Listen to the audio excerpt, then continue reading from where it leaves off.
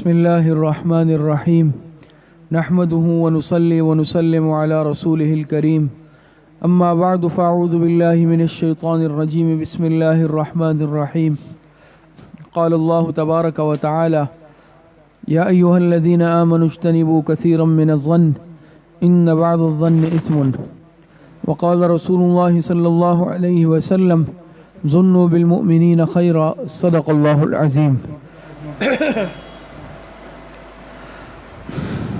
محترم و مکرم و معزز خواتین و طالبات و معلمات،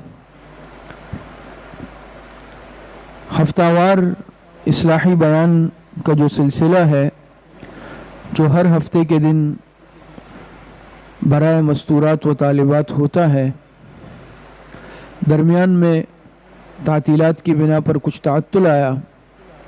آج الحمدللہ دوبارہ ہم اپنے اس سلسلے کا پھر سے آغاز کر رہے ہیں اور اس سلسلے کو دوبارہ جوڑ رہے ہیں۔ قرآن کریم کی جو آیت آپ کے سامنے پڑھی گئی، اس میں اللہ رب العزت ارشاد فرماتے ہیں یا ایھا الذین آمنوا اجتنبوا کثیرا من الظن، اے ایمان والو تم بچو، اجتناب کرو بہت زیادہ گمان کرنے سے، ان بعض الظن اثم، کیونکہ بعض گمان وہ گناہ ہوتے ہیں، یعنی اس سے مراد بدگمانی ہے۔ بعض گمان وہ ہوتے ہیں کہ جو غلط ہوتے ہیں، جھوٹ ہوتے ہیں، تو وہ گناہ کے زمرے میں آتے ہیں۔ حدیث مبارکہ میں بھی آپ علیہ الصلاۃ والسلام ارشاد فرماتے ہیں ظنوا بالمؤمنین خیرا، ایمان والوں کے ساتھ اچھا گمان رکھو۔ تو شریعت میں برے گمان سے اور بدگمانی سے منع کیا گیا، البتہ اچھے گمان کو پسند کیا گیا۔ بدگمانی کسے کہتے ہیں؟ بدگمانی اسے کہا جاتا ہے کہ انسان کسی کے متعلق بغیر کسی دلیل کے، ثبوت کے، مشاہدے کے، انسان اپنے طور پر ایک تصور قائم کر لے۔ مثال کے طور پر کوئی معاملہ ہوا تو اس میں انسان اگر کسی کے متعلق گمان قائم کر لے کہ بھئی اس میں فلاں کا ہاتھ ہے، یا فلاں نے ایسا کیا ہوگا، یا فلاں نے ایسا کہا ہوگا۔ اب اس نے ایسا کیا یا نہیں کیا، کہا یا نہیں کہا، میرے پاس اس کی کوئی دلیل نہیں ہے، نہ میں نے اس کو یہ بات کہتے ہوئے سنا، نہ میں نے اس کو ایسا عمل کرتے ہوئے دیکھا، لیکن بس میرے دل میں یہ بات آئی اور میں نے گمان قائم کیا کہ اس نے ایسا کیا ہوگا، اور پھر میں نے اس گمان کو اپنے دل میں جگہ دے دی، مضبوط کر دیا، تو یہ بدگمانی کہلاتی ہے۔ اور شریعت میں بدگمانی یہ گناہ ہے، یہ جائز نہیں ہے۔ اسی لیے قرآن کریم میں اللہ پاک نے ارشاد فرمایا نا ان بعض الظن اثم، کیونکہ بے شک بعض گمان کیا ہوتے ہیں؟ بعض گمان یہ جھوٹ ہوتے ہیں، غلط ہوتے ہیں۔ اور حدیث مبارکہ میں بھی حضور علیہ الصلاۃ والسلام نے ارشاد فرمایا ظنوا بالمؤمنین خیرا، کہ ایمان والوں کے ساتھ اچھا گمان رکھو۔ تو دیکھیں اچھے گمان کی ترغیب دی گئی ہے کہ انسان اچھا گمان تو رکھے، لیکن برے گمان سے انسان اجتناب کرے، کسی سے متعلق بدگمانی نہ کرے۔ اور آج جہاں ہم دیگر روحانی امراض کا شکار ہے، بیسیوں روحانی امراض آج ہمارے دل کے اندر گھر کر چکے ہیں، موجود ہے، جیسا کہ جھوٹ ہے، خیانت ہے، وعدہ خلافی ہے۔ اسی طریقے سے ایک مرض، روحانی مرض جسے کہا جائے، آج وہ ہمارے اندر بہت زیادہ موجود ہے، جسے بدگمانی کا مرض کہا جاتا ہے۔ بدگمانی کا مفہوم اور حقیقت آپ کے سامنے آ گئی کہ کسی کے متعلق خود اپنے طور پر ایک تصور قائم کر لینا بغیر کسی بنیاد اور دلیل کے، یہ بدگمانی کہلاتی ہے۔ اور یہ بدگمانی حرام ہے۔ حرام اس لیے ہے کہ اس کی بنیاد ایک جھوٹ پر ہے کہ جب مجھے معلوم نہیں ہے اس کے باوجود میں کسی کے متعلق ایسا تصور قائم کر لوں تو گویا یہ تو اس پر ایک الزام ہوا۔ اور بدگمانی کے نقصانات کیا ہے کہ اس کی وجہ سے انسان کے تعلقات خراب ہوتے ہیں، دل کے اندر نفرتیں پیدا ہوتی ہے، دل کے اندر کدورتیں پیدا ہوتی ہے، دل کے اندر میل آ جاتا ہے۔ یہ بدگمانی ایسا خطرناک مرض ہے کہ یاد رکھیں کہ یہ انسان کے تعلقات کے ختم کرنے کا ذریعہ بنتا ہے۔ یہ قاطع الرحم ہے، یہ صلہ رحمی کو ختم کرنے والا ہے۔ اب دیکھتے ہیں نا، جہاں بدگمانی آتی ہے وہاں سے تعلقات ٹوٹنا شروع ہو جاتے ہیں، پھر انسان صلہ رحمی کے بجائے قطع رحمی کا مرتکب ہو جاتا ہے، تعلقات ختم ہوتے ہیں، آپس میں توڑ پیدا ہو جاتا ہے، دلوں کے اندر نفرتیں آ جاتی ہیں، دلوں میں کدورتیں پیدا ہو جاتی ہیں، اور بہت سارے اختلافات، لڑائی جھگڑے، یہ مشاہدہ ہے، وہ ایسے ہوتے ہیں کہ جس کی بنیاد ہی غلط فہمی پر ہوتی ہے۔ بعد میں جب اندازہ ہوتا ہے، تحقیقات ہوتی ہے، معلومات ہوتی ہے، تو یہ بات سامنے آتی ہے کہ بھئی حقیقت تو کچھ بھی نہیں ہے اس کے پیچھے، اور یہ جو سارا اختلاف ہوا، یہ اتنا معاملہ ہوا، یہ تو بدگمانی کی بنیاد پر تھا۔ آج ہم جائزہ لے لیں، ہر ایک جائزہ لے لیں، بہت دفعہ ایسا ہوتا ہے خاندانوں میں اختلاف پیدا ہوا، رشتہ داروں میں اختلاف پیدا ہوا، دوستوں میں اختلاف پیدا ہوا، اور بنیاد اس کی کیا تھی؟ حقیقت کچھ بھی نہیں تھی۔ لیکن بعض دفعہ انسان اتنا آگے بڑھ چکا ہوتا ہے اختلافات میں، قطع تعلقات میں، کہ پھر واپس آنا مشکل ہوتا ہے، واپسی مشکل ہو جاتی ہے، اگرچہ بعد میں اس کا اندازہ ہو جاتا ہے کہ حقیقت کچھ بھی نہیں تھی، قصور کسی کا بھی نہیں تھا دونوں فریقوں میں سے، اور صرف اس کی بنیاد کیا تھی؟ غلط فہمی تھی، بدگمانی تھی۔ لیکن چونکہ انسان پھر بعض مرتبہ اس اختلاف میں، اس معاملے میں اتنا آگے بڑھ چکا ہوتا ہے کہ پھر واپسی مشکل ہو جاتی ہے، اور پھر انسان کو خود شرمندگی ہوتی ہے۔ تو یہ شیطان، یاد رکھیں، دل کے اندر بدگمانی پیدا کرتا ہے۔ اور یہ بدگمانی پیدا کیوں ہوتی ہے؟ اس کے اسباب کیا ہیں؟ تو علماء نے اس کی جو وجہ لکھی ہے اصل، وہ ہے ذکر اللہ سے غفلت۔ جو انسان اللہ پاک کی یاد سے غافل ہو جاتا ہے، اللہ پاک کے ذکر سے غافل ہو جاتا ہے، پھر شیطان اس کے دل میں بدگمانیاں پیدا کرنے لگتا ہے۔ اسی لیے دیکھیں، جو نیک اللہ والے ہوتے ہیں، جن کا اللہ پاک سے تعلق مضبوط ہوتا ہے، جو ذکر کا اہتمام کرتے ہیں، ان کے دل میں شیطان بدگمانی نہیں پیدا کر سکتا، وہ کسی سے بدگمان نہیں ہوتے۔ آپ دیکھتے ہیں نا، نیک اللہ والے بزرگ، ہم جیسے کمزور لوگ ان کے پاس جاتے ہیں، بعض دفعہ ایسا بھی ہوتا ہے، چونکہ اللہ والے نیک لوگ ہوتے ہیں، ان پر حالات، سامنے والے کے حالات منکشف ہو جاتے ہیں، صاحب کشف بزرگ ہوتے ہیں بعض، اور ان کو اندازہ ہو جاتا ہے کہ سامنے والا یہ کن کن روحانی امراض میں مبتلا ہے، لیکن یہ کبھی بھی کسی کی پردہ دری نہیں کرتے، کسی کو شرمندہ نہیں کرتے، کسی کو عار نہیں دلاتے، بلکہ اصلاح کی کوشش فرماتے ہیں اور پردہ رکھتے ہیں ہمیشہ، یہ کسی سے بدگمان نہیں ہوتے۔ اور آج ہم جو اتنے جلدی بدگمان ہو رہے ہیں، کانوں کے اتنے کچے ہیں، میں اپنے آپ کو بہت دیندار کہتا ہوں، بڑا دیندار سمجھ رہا ہوں، دین سے جڑا ہوا سمجھ رہا ہوں، لیکن میری بدگمانی کا عالم یہ ہے کہ ذرا کسی سے کوئی بات سن لی اور دوسری طرف بس ختم، بھائی میں بدگمان ہو گیا، ذرا سا کوئی بس اپنے دل کے اندر ایک ہوائی قلعہ تعمیر کر لیا اور میں بدگمان ہو گیا۔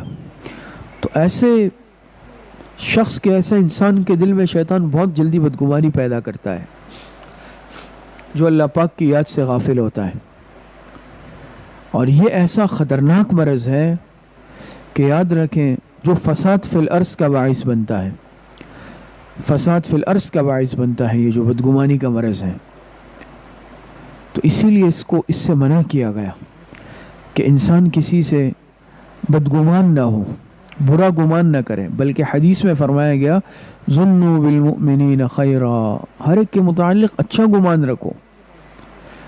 حضرت علی حجویری رحمۃ اللہ علیہ کا واقعہ آپ حضرات کے سامنے پہلے بھی ذکر کیا گیا ہے کہ ایک مرتبہ کشتی میں سفر کر رہے تھے، سامنے سے ایک اور کشتی گزری جس میں نوجوان لڑکے لڑکیاں گانے بجانے میں مشغول، تفریح میں مشغول، اور ظاہری طور پر یہی لگا کہ گناہ کے اندر مبتلا ہے۔ تو حضرت علی حجویری رحمۃ اللہ علیہ یا کوئی اور بزرگ تھے، ان کے ساتھیوں نے کہا حضرت آپ دیکھ رہے ہیں یہ جو دوسری کشتی گزر رہی ہے اس میں جو نوجوان لڑکے لڑکیاں سوار ہے یہ گناہ کے اندر مبتلا ہے، اللہ پاک کی نافرمانی میں مبتلا ہے، آپ ان کے لیے بد دعا فرمائیں۔ حضرت نے ہاتھ اٹھائے، لوگ سمجھ رہے ہیں حضرت بد دعا فرمائیں گے۔ حضرت نے ہاتھ اٹھائے اور فرمایا اللہ جس طرح تو نے ان کو دنیا کی خوشی عطا فرمائی ہے، دنیا میں خوشی منا رہے ہیں، اللہ انہیں آخرت کی خوشیاں بھی عطا فرما دے۔ تو لکھا ہے کہ حضرت کی دعا کی برکت سے ان سب کو توبے کی توفیق نصیب ہوئی اور سب کے سب اپنے زمانے کے نیک اور اولیاء بنے۔ تو عرض کرنے کا مقصد یہ ہے کہ جو نیک اللہ والے ہوتے ہیں یہ بدگمان نہیں ہوتے کسی سے، بلکہ ہر ایک کے متعلق اچھا گمان رکھتے ہیں، البتہ اپنے نفس سے بدگمان رہتے ہیں۔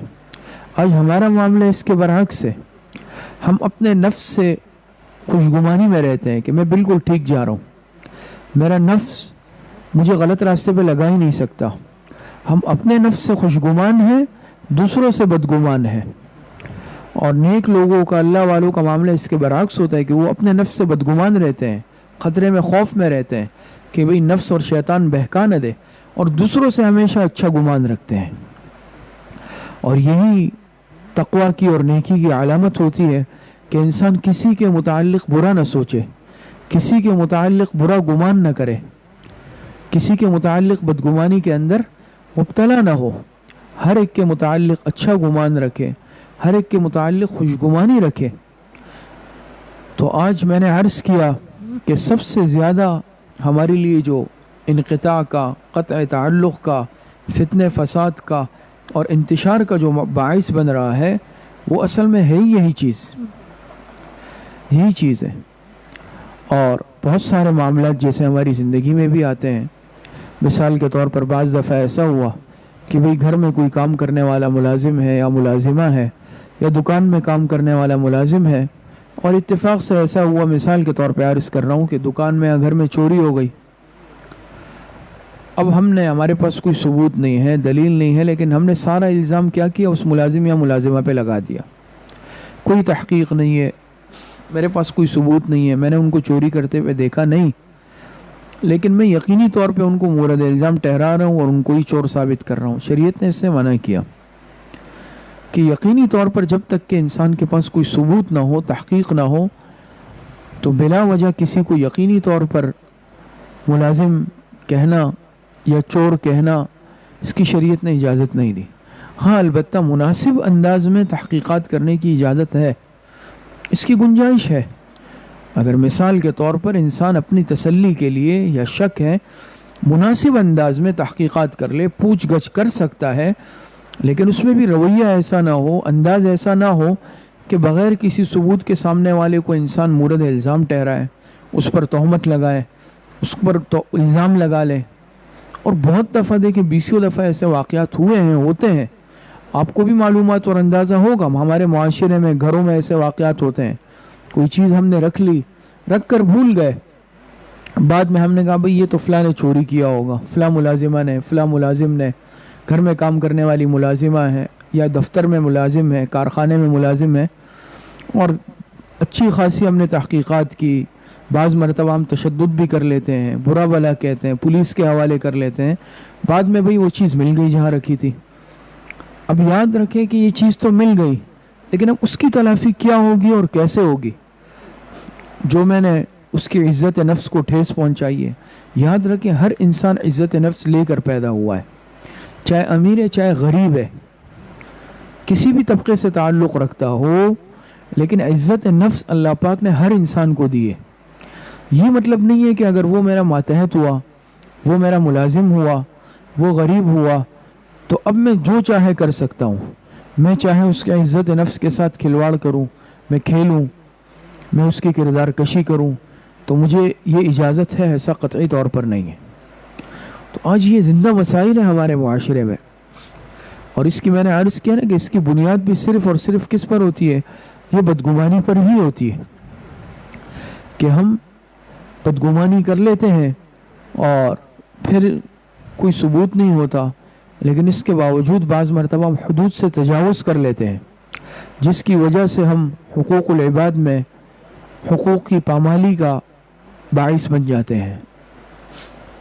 تو اب یاد رکھیں، جب بعد میں وہ ملزم ثابت ہی مجرم ثابت نہیں ہوا، اس نے جرم نہیں کیا، اب جو میں نے اس کو زبان کے ذریعے سے اذیت پہنچائی یا اس کو عملاً کوئی تشدد کا نشانہ بنایا، اس کی ہتک کی، اب اس کا کیا یعنی کیسے ازالہ ہوگا؟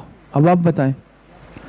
اور بعض دفعہ ایک شریف انسان جو بیچارہ کبھی ایسے معاملے میں ملوث ہی نہیں رہا ہو، خدا نخواستہ اگر وہ حوالات چلا جائے میری وجہ سے، خدا نخواستہ وہ تھانے چلا جائے، اور ٹھیک ہے بعد میں معاملہ صاف ہو گیا کہ اس نے کچھ ایسا نہیں کیا، لیکن ظاہری بات ہے ایک انسان کی ساکھ کو، عزت کو جب نقصان ایک شریف انسان کی ساکھ کو پہنچتا ہے تو یاد رکھیں یہ اس کے لیے بہت بڑی بات ہوتی ہے، یہ اس کے لیے پھر معمولی بات نہیں ہوتی، بہت بڑی بات ہوتی ہے۔ آج ہمارے معاشرے کے اندر یہ چیز ہے۔ دوسری بات، آج جس طرح کے ہم یعنی افتراق کا اور انتشار کا شکار ہے، سیاسی اعتبار سے آج ہم بٹے ہوئے ہیں، تقسیم ہیں، اسی طریقے سے مسالک کے اعتبار سے آج ہم تقسیم ہیں، بٹے ہوئے ہیں، فرقوں میں آج ہم تقسیم ہیں، بٹے ہوئے ہیں۔ اور ٹھیک ہے، ہر ایک کا اپنا مذہب ہے، اپنا فرقہ ہے، اپنا مسلک ہے، اپنا مشرب ہے، اپنی ایک سیاسی وابستگی ہے، اس سے انکار نہیں ہے، لیکن خدا نخواستہ اس تقسیم کو ہم لڑائی جھگڑے کا باعث بنائیں۔ اور پھر آج ہم کیا کرتے ہیں، آپ دیکھ لیں کہ سامنے والا اگر میرے نظریے سے متفق نہیں ہے، چاہے سیاسی نظریہ ہے، مذہبی نظریہ ہے، کسی بھی اعتبار سے وہ مجھ سے اختلاف رکھتا ہے، تو پھر میں ہر اعتبار سے اس کی کردار کشی کو اپنا حق سمجھتا ہوں اور جائز سمجھتا ہوں، جو بالکل غلط ہے۔ آج دیکھ لینا کس طرح ہم کہتے ہیں بھئی فلاں نے تو بھئی اتنا پیسہ کھایا ہے، اور فلاں نے جو ہے پیسہ کھا کے جو ہے اس طرح کیا ہے، اور فلاں نے یہ کیا ہے، فلاں نے یہ کیا ہے۔ اب نہ میں نے اس کو پیسہ کھاتے ہوئے دیکھا، نہ میرے پاس کوئی ثبوت ہے، نہ میرے پاس کوئی دلیل ہے، لیکن میں ایک الزام لگا رہا ہوں، کردار کشی کے اندر مبتلا ہوں، یا میں نے بس سن لیا کہ لوگ کہہ رہے ہیں بھئی فلاں نے ایسا کیا، میں نے بھی کہنا شروع کیا۔ یاد رکھیں، لوگوں کو کہنے میں اگر میں شرکت صرف کروں گا کہ بھئی لوگ کہہ رہے ہیں اور میرے پاس کوئی ثبوت نہیں ہوا، نہ میں نے خود دیکھا ہے، نہ میرے پاس کوئی مضبوط ثبوت ہے، اور خدا نخواستہ اگر وہ بالفرض بے گناہ ہوا، تو یاد رکھیں قیامت کے دن میں بھی اس کے سامنے مجرم کے طور پر کھڑا کیا جاؤں گا، مجھے حساب دینا پڑے گا، اللہ پاک سامنے کھڑا کریں گے کہ تم نے بھی دنیا میں اس کی عزت سے کھیلا، کردار کشی کی، الزامات لگائے، اب اس کا جواب دو، ثابت کرو، جواب دو، یا سزا بھگتنے کے لیے تیار ہو جاؤ۔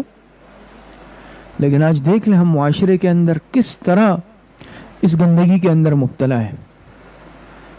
آج انسان کی حرمت اور عزت ہمارے لیے کوئی حیثیت نہیں رکھتی، لمحوں کے اندر ہم دوسروں کی عزت کا جنازہ نکال لیتے ہیں، جب دل چاہا کسی پر کس طرح کا الزام لگا دیا، کسی پر کس طرح کی تہمت لگا دی، کسی کی کس طرح کردار کشی کی۔ آج ہم مسلمان اس چیز کا شکار ہیں۔ تو یاد رکھیں، چاہے میں نے عرض کیا کہ اختلاف مسلک کی بنیاد پر ہو، سیاسی یا مذہبی نظریے کی بنیاد پر ہو، فرقے کی بنیاد پر ہو، مذہب کی بنیاد پر ہو، وہ اپنی جگہ، لیکن صرف اور صرف اس اختلاف کی کہ یہ مخالف ہے میرا، اس اعتبار سے کیچڑ اچھالنا، تہمتیں لگانا، الزامات لگانا، بہتان لگانا، یاد رکھیں یہ چیز جائز نہیں ہے، یہ غلط ہے بالکل، اس کی شریعت نے اجازت نہیں دی ہے۔ اور ایک مسلمان کی عزت، اس کو حضور علیہ السلام نے بیت اللہ سے بھی زیادہ محترم قرار دیا۔ طواف فرماتے ہوئے ایک مرتبہ آپ علیہ السلام نے بیت اللہ کو مخاطب کیا نا کہ اے بیت اللہ، تو بڑی عظمت اور احترام والا گھر ہے، لیکن ایک مسلمان کی عزت اور آبرو تجھ سے بھی زیادہ ہے۔ ایک مسلمان کی عزت، ایک مسلمان کی آبرو بیت اللہ شریف سے بھی زیادہ آپ علیہ السلام نے قرار دی۔ تو ایک مسلمان کی عزت کو خراب کرنا یہ بیت اللہ کو ڈھانے کے مترادف ہے۔ اب آپ اندازہ لگائیں کہ ہم کتنی مرتبہ غیبتیں کرتے ہیں، بدگمانیاں کرتے ہیں، اس کی بنیاد پر ہم کردار کشی بھی کرتے ہیں، تو کیا ہم یہ بیت اللہ نہیں ڈھا رہے؟ ہم کیا کر رہے ہیں یہ؟ تو ہم دن میں کتنی مرتبہ بیت اللہ کے ڈھانے کے مرتکب ہو جاتے ہیں. اس کے ہم مرتکب ہوتے ہی نہیں ہوتے. تو بدگمانی کرنا یاد رکھیں شریعت نے اس کی اجازت نہیں دی. شریعت نے اس کو حرام قرار دیا ہے. کسی کے متعلق بدگمانی کرنا، برا گمان رکھنا، شریعت نے اس کی اجازت نہیں دی. اور میں نے عرض کیا نا کہ آج سارے فتنے فساد اور جو اختلاف ہے اس کی جڑ وہ کیا ہے؟ وہ بدگمانی ہے. آج ذرا سی بات پہ برسوں کے تعلقات صرف بدگمانی کی بنیاد پہ ہم کیا کر لیتے ہیں؟ خراب کر لیتے ہیں. تو میں نے اس کی اصل وجہ اور سبب جو بتائی وہ اللہ پاک کے ذکر سے غافل ہونا ہے، غفلت ہے. جب انسان کے دل پر گناہوں کی وجہ سے زنگ لگ جاتا ہے، انسان اللہ پاک کی یاد سے غافل ہو جاتا ہے، اللہ پاک سے انسان کا بندے کا تعلق کمزور ہو جاتا ہے، پھر انسان اس طرح کے روحانی امراض کا شکار ہوتا ہے، جس میں سر فہرست یہ ایک بدگمانی کا مرض بھی ہے، کسی سے بدگمان ہو جانا. اور آج آپ دیکھ لیں کہ کس طرح کے معاملات ہم کرتے ہیں. اسی لیے دیکھیں شریعت نے اس سے بھی منع کیا کہ انسان خود سے بھی کوئی ایسا عمل نہ کرے کہ جس سے سامنے والے کو بدگمانی کا موقع مل جائے. ہر معاملے کو صاف رکھیں، اس کی وضاحت کریں. باقی یہ تو لوگ ہیں، انسان ہیں، انسانوں کی زبان کو کوئی نہیں روک سکتا. انبیاء اکرام علیہ السلام کے خلاف لوگوں کی زبانیں چلی ہیں، صحابہ اکرام علیہ السلام کے خلاف چلی ہیں، اولیاء صلحاء اتقیاء مشائخ کے خلاف چلی ہیں. تو پھر ہم اور آپ کیا حیثیت رکھتے ہیں؟ جو انسان یاد رکھے گناہوں والی زندگی گزارتا ہے وہ کبھی بھی خوشگمان نہیں رہ سکتا. اس کے دل کے اندر بدگمانی کا مرض رہے گا ہمیشہ. ہاں لیکن خود ہم اس بات میں ہمیشہ احتیاط کریں کہ خود سے بھی کوئی ایسا عمل بھی ظاہر نہ ہو جس کی وجہ سے سامنے والے کو تہمت لگانے کا یا بدگمان ہونے کا موقع مل سکے. لیکن حدیث مبارکہ میں بھی ہمیں اس کا سبق ملتا ہے. جناب نبی کریم صلی اللہ علیہ وسلم اعتکاف میں تھے. آپ کی زوجہ محترمہ حضرت صفیہ رضی اللہ تعالی عنہ دروازے تک تشریف لائی. حضور علیہ السلام نے ان سے بات چیت فرمائی، اور جب بات چیت فرما رہے تھے اتنے میں دو صحابہ کا گزر ہوا قریب سے. آپ علیہ السلام نے ان کو بلایا اور ان صحابہ کو بلا کر آپ علیہ السلام نے فرمایا کہ یہ میری اہلیہ صفیہ ہے. انہوں نے عرض کیا اللہ کے رسول سبحان اللہ، کیا ہم آپ کے متعلق کوئی تصور کر سکتے ہیں؟ لیکن دیکھیں آپ علیہ السلام نے اس کے باوجود ان کو بلایا اور ان کے سامنے وضاحت فرمائی کہ بھائی یہ میری اہلیہ صفیہ ہے جن سے میں گفتگو کر رہا ہوں. تعلیم امت کے لیے ہے، ورنہ حضور علیہ السلام کی ذات بابرکت سے متعلق کوئی تصور بھی نہیں کر سکتا. اگر کوئی تصور بھی کرے گا تو وہ ایمان سے چلا جائے گا، ایمان سے ہاتھ دھو لے گا. اور پھر دوسری طرف آپ کی زوجہ محترمہ ہے جو پوری امت کی ماں ہے، اور تیسری جانب صحابہ جیسی مقدس جماعت ہے. لیکن اس کے باوجود آپ علیہ السلام نے جو عمل فرمایا یہ امت کو تعلیم کے لیے اور امت کو سبق دینے کے لیے تھا کہ اس طرح کا کوئی بھی معاملہ ہو تو انسان صاف طور پر وضاحت کر دے. ورنہ بعض دفعہ کیا ہے جو کچے ایمان والے ہیں ان کو اس چیز کا موقع ملے گا. اور آپ علیہ السلام نے علماء نے لکھا اس لیے بھی ان صحابہ کو بلایا کہ اگر ان کے دل میں بال کے یا رائی کے دانے کے برابر بھی یاد رکھے اگر شبہ آ جاتا ان کا ایمان ختم ہو جاتا. حالانکہ صحابہ محفوظ ہے. تو بہرحال مقصد عرض کرنے کا یہ ہے کہ آج یہ مرض بہت زیادہ عام ہو چکا ہے، خواص میں بھی، عوام میں بھی، بڑوں میں بھی، چھوٹوں میں بھی، سب میں. اور شیطان یاد رکھے شیطان کا یہ بڑا ہتھیار ہے. اسی لیے میں نے عرض کیا کہ انسان ہر اس موقع سے بچے جس کی وجہ سے کسی کو بدگمان ہونے کا موقع ملے. اور اسی لیے یہاں تک علماء نے لکھا کہ انسان اگر کوئی معاملہ کر رہا ہے، کوئی کاروباری معاملہ ہے، تجارت کا معاملہ ہے، شراکت کا معاملہ ہے، لین دین کا معاملہ ہے، چاہے سگے بھائی کیوں نہ ہو، باپ اور اولاد کیوں نہ ہو، ہر معاملے کو صاف رکھے، لکھے، باقاعدہ لکھت پڑھت کرے اور صاف رکھے. ورنہ یہ بالکل ایک حقیقی مسائل ہے، امت کے زندہ مسائل ہے کہ اس بنیاد پر سگے بھائیوں میں اختلافات ہو جاتے ہیں، بدگمانی ہو جاتی ہے۔ شروع میں ہم کہتے ہیں نا بھائی کوئی آپس کے بھائی ہیں، اس میں کیا حساب کتاب رکھنا، لیکن یاد رکھے کل کو شیطان دخل اندازی کر لیتا ہے، بھائی بھائی سے بدگمان ہو جاتا ہے، اولاد ماں باپ سے بدگمان ہو جاتی ہے، دوست دوست سے بدگمان ہو جاتا ہے۔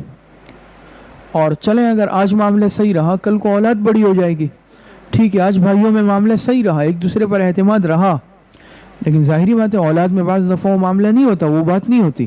تو کل کو جب بچے بڑے ہوئے، اولاد بڑی ہوئی، تو وہ کیا ہے بھائی، کہیں گے بھائی انہوں نے زیادہ مال استعمال کیا، وہ کہیں گے انہوں نے زیادہ استعمال کیا، اور اس بنیاد پر کیا ہوا، آپس میں بدگمانیاں شروع ہو گئی، بدگمانیوں کی بنیاد پر اختلافات آ گئے، اور اختلافات کے نتیجے میں بالآخر برسوں کے تعلقات کیا ہو گئے، ختم ہو گئے، جدائیگی ہو گئی۔ تو یہ نقصان کیا ہوا؟ یہ نقصان اسی لیے ہوتا ہے کہ شروع میں ہم معاملات کو صاف نہیں رکھتے، حساب کتاب لکھا ہوا نہیں رکھتے، معاملات کو واضح نہیں رکھتے، لیکن شیطان ہے انسان کے ساتھ لگا ہوا ہے نا، کہ ان الشیطان یجری من الانسان مجری الدم، حدیث میں آتا ہے کہ شیطان انسان کے خون میں، انسان کے جسم میں ایسے گردش کرتا ہے، دوڑتا ہے جیسے کہ خون انسان کے جسم میں گردش کرتا ہے۔ تو کسی بھی وقت یاد رکھیں شیطان انسان کو ورغلا سکتا ہے، بدگمانی کے اندر اور بدزنی کے اندر مبتلا کر سکتا ہے۔